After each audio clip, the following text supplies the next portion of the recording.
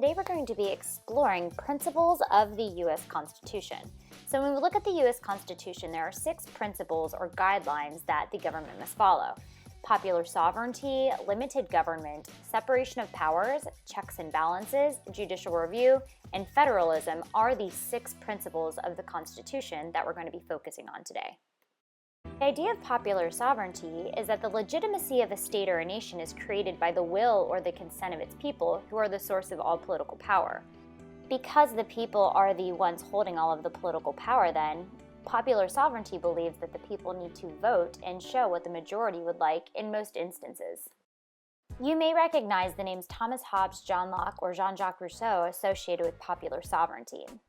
Now, in practice, popular sovereignty was used as the way to decide slavery in new territories. So people that lived in that territories voted and decided whether or not to allow slaveries in the individual territories, rather than Congress deciding for them. Popular, you're gonna be popular.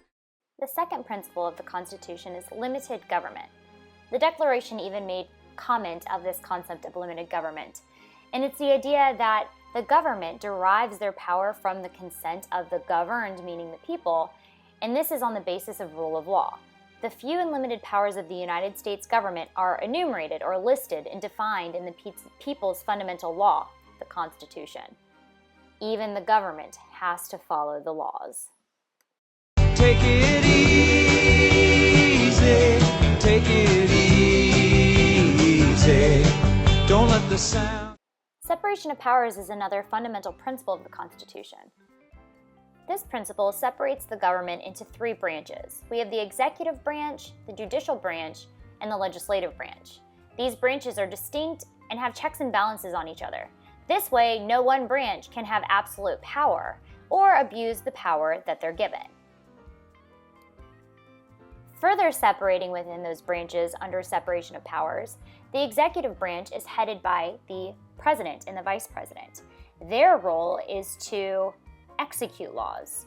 The legislative branch is led by Congress, the House of Representatives and the Senate. Their role is to make the laws. And the judicial branch is made up of the Supreme Court and lower courts, and their role is to review laws to make sure that they are constitutional. Together, these 3 all make up the government, but they have separation of powers. I've got the power.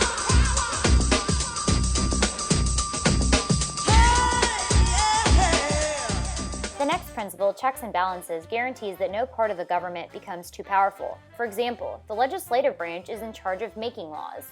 The executive branch can veto the law, making it hard for the legislative branch to pass the law.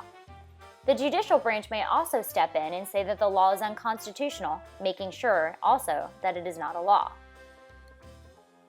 To make sure that checks and balances actually work, each branch has a set of actions they can take against another branch of government if they feel it's necessary. Balance it all out. Feels like I'm walking on a tightrope. Try not to lose. Backing up checks and balances, the next principle is judicial review. And this doctrine states that regardless of what the legislative and executive branches are doing, the judicial branch has the ability to step in, review, and possibly invalidate their actions. Only if it's unconstitutional, of course. Please don't judge me, and I won't judge. The final principle that establishes the U.S. government in the Constitution is federalism. And this is the American system of government in which the powers of government are divided between the national government, which governs the whole nation, and powers are also given to the state government, which governs the people in each state, creating what is often called a federation. The principle of federalism divides power amongst the government. There are federal powers, which are delegated. These powers are also expressed or enumerated, meaning they're actually written down in the Constitution. State powers are reserved, meaning powers that are neither granted to the federal government nor expressly forbidden to the states are reserved for the states to make decisions on. And federalism also creates concurrent powers, or powers that are held by both the federal government and the state governments. The federal powers can also come up as implied, meaning Congress has the power to make laws that are necessary and proper in order to carry out its responsibility. So think of those times when there's been state of emergencies and Congress has needed to pass a law quickly for the overall good of the public. The federal government is also denied powers in the Constitution. Just take a look at the first 10 amendments. Those are all denied powers that the federal government cannot exercise. Since some powers are left up or reserved to the states, those are tasks like licensing, marriage or divorce laws, drinking age, and setting up the public school system. All reserved powers that the state is responsible for executing.